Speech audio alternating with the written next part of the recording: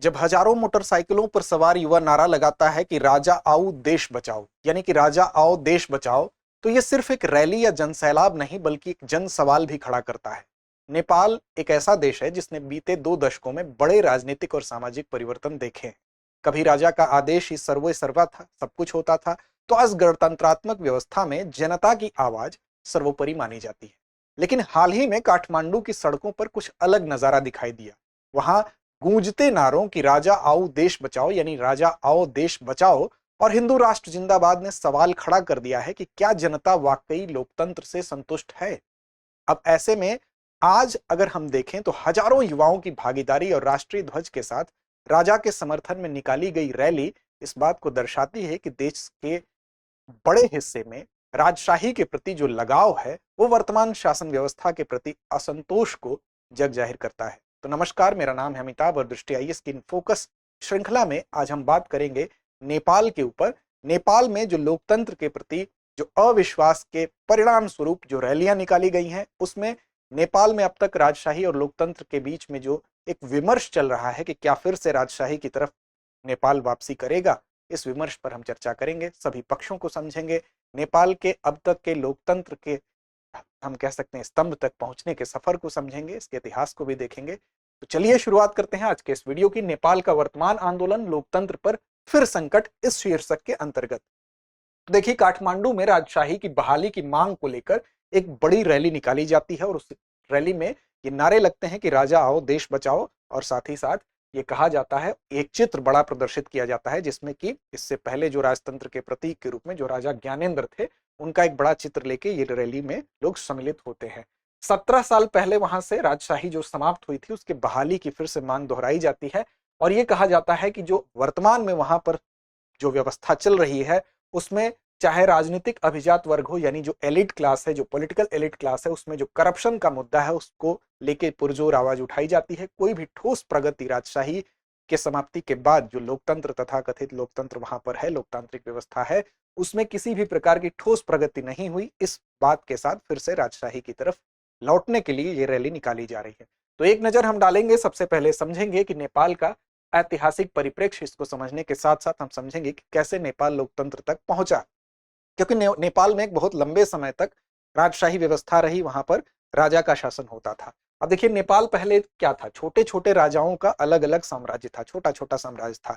उसको पहले एकीकरण उसका किया गया, किसके द्वारा किया गया, तो वहां पर जो शाह डायनेस्टी थी, शाह वंश था वहां का, उसने इसकी शुरुआत की। इतिहासकार एक थे कार्ल जे श्मिट, इन्होंने कहा था कि भारत में जब मुस्लिम आक्रमण हुए तो उस समय भारत में जो अपर कास्ट के जो हिंदू थे वो चले गए नेपाल की तरफ, और वहां पर कई उच्च जाति के जो हिंदू हैं नेपाल में आकर बस गए और धीरे धीरे यहाँ पर स्थानीय राजाओं का स्थान उन्होंने धीरे धीरे ग्रहण कर लिया। और उसके बाद शाह वंश 1559 में ही गोरखा राज्य की इसी वंश ने स्थापना की। अब क्या हुआ, गोरखा राज्य के एक शासक थे, उनका नाम था पृथ्वी नारायण शाह।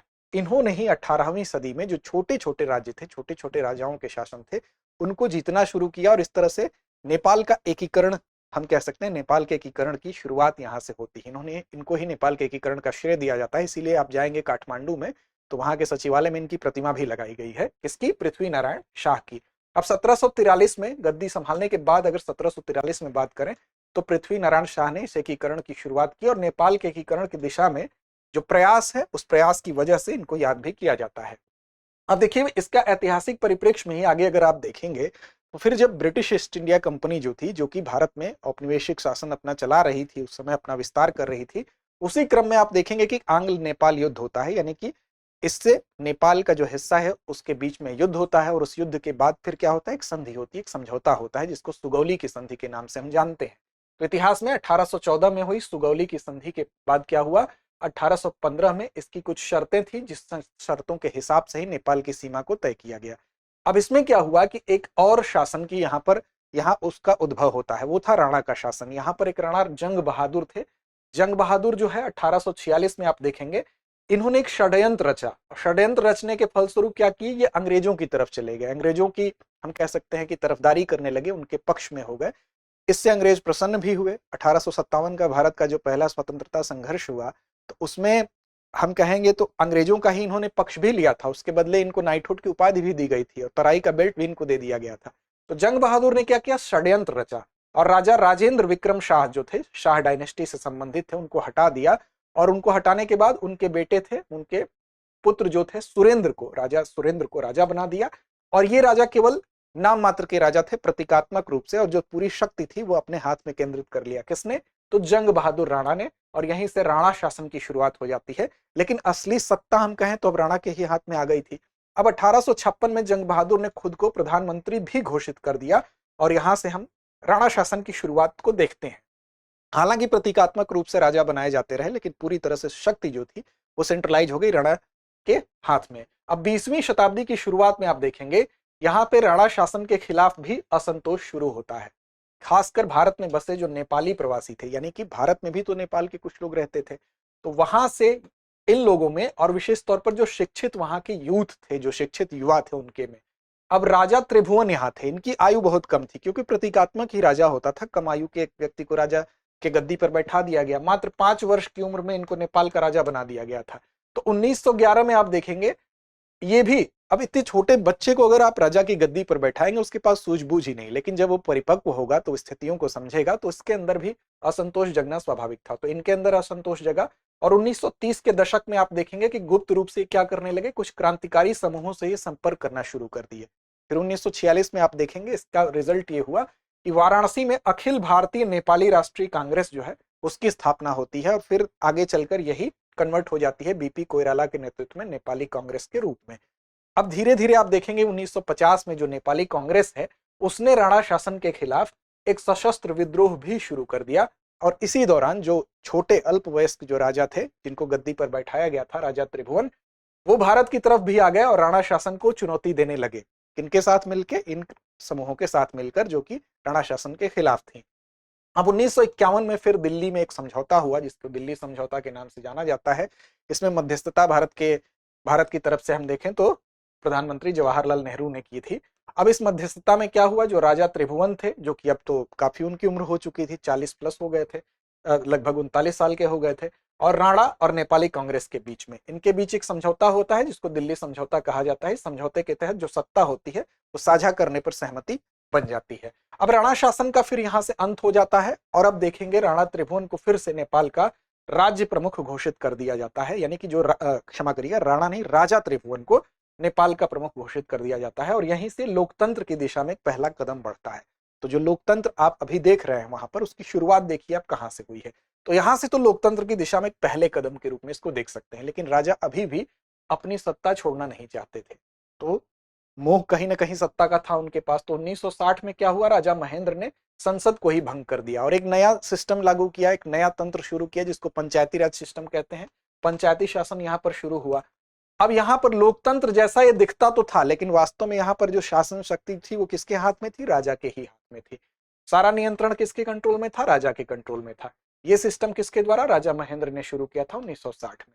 फिर धीरे धीरे इसका भी विरोध शुरू हुआ, और 1980 के दशक के अंत में जो विरोध है वो नेपाली कांग्रेस और कम्युनिस्ट पार्टी ने इसका विरोध काफी मुखर रूप से किया, और जो राजा वीरेंद्र हैं उनको नया संविधान लाने पर मजबूर किया गया। अब राजा वीरेंद्र को नया संविधान लाना पड़ा, और इस तरह से यहां से फिर आप देखेंगे 1980 में आते आते पॉलिटिकल राइट्स मिले लोगों को, राजनीतिक अधिकार पहली बार इन लोगों को मिलते हैं। और देखिए पहला जन आंदोलन, फिर जब राजनीतिक अधिकार मिला तो उनके अंदर और उत्साह जगा।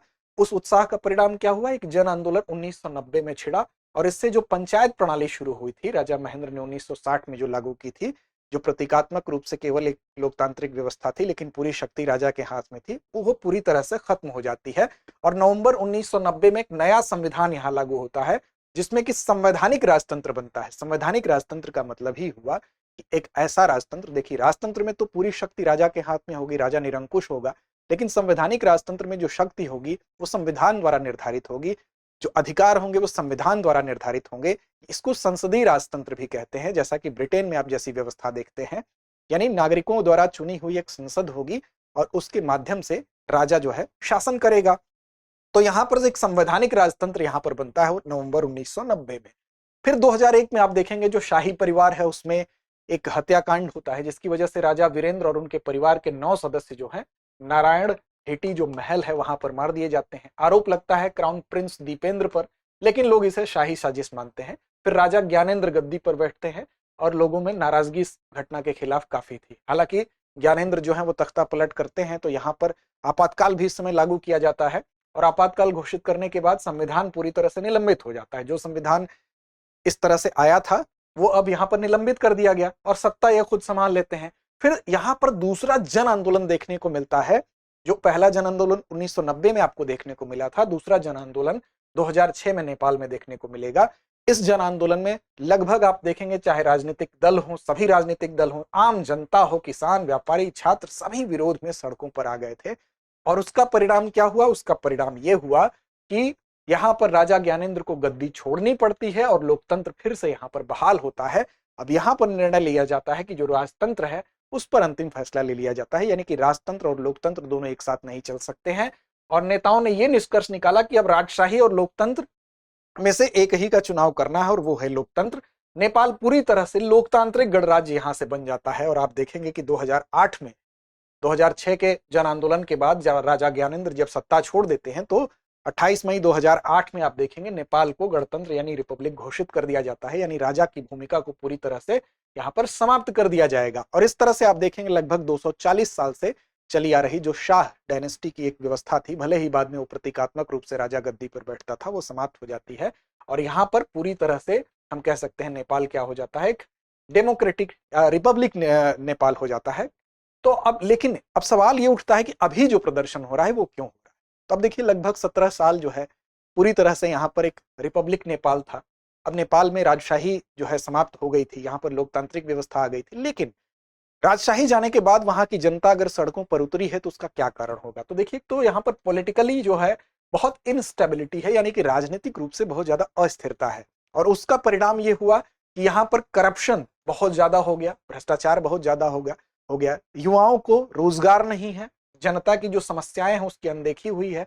बार बार सरकारें बदलती रहती हैं, तो एक लंबी सरकार ना होने की वजह से भी समस्या रही है। और विकास कार्य की जब तुलना की जाती है तो ये कहा जाता है कि लोकतंत्र को लाने के पीछे की जो मंशा थी कि विकास कार्य बहुत तेजी से होंगे, वो विकास कार्य भी नहीं हुए, वो भी बाधित रहे।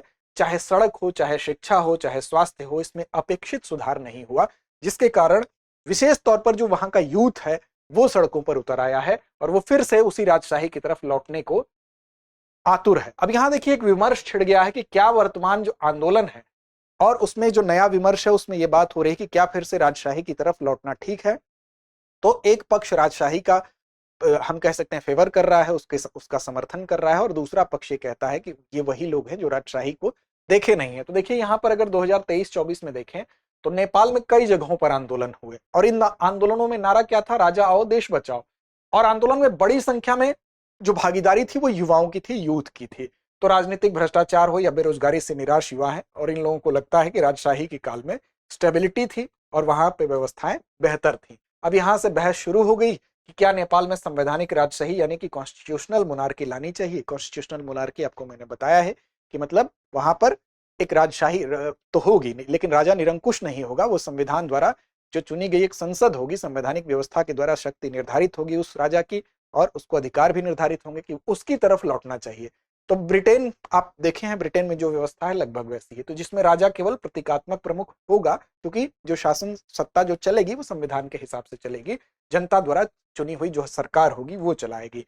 अब इसमें दोनों समर्थकों के अपने अपने तर्क हैं। लोकतंत्र समर्थक कहते हैं कि ये आंदोलन जनता में बढ़ते असंतोष का एक राजनीतिक इस्तेमाल किया जा रहा है।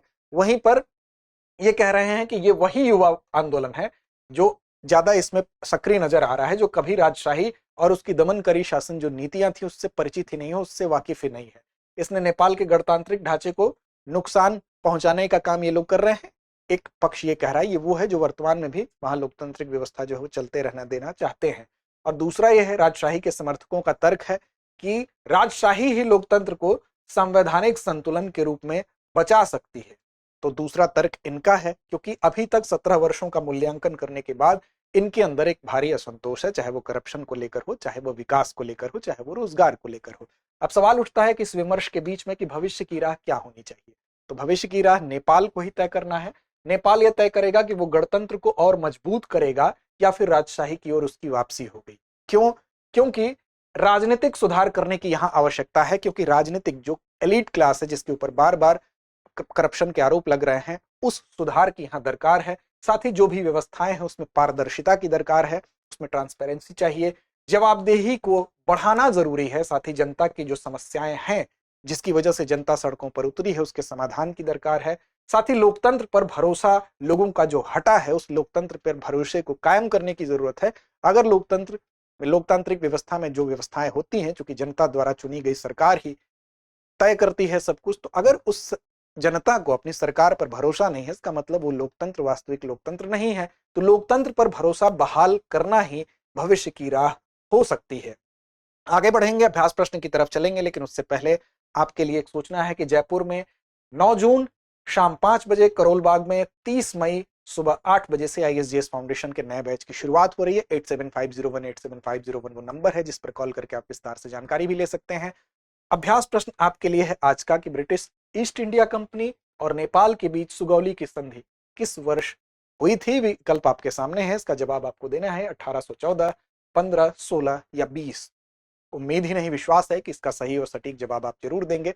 लड़ते रहें अपने लक्ष्य की ओर बढ़ते।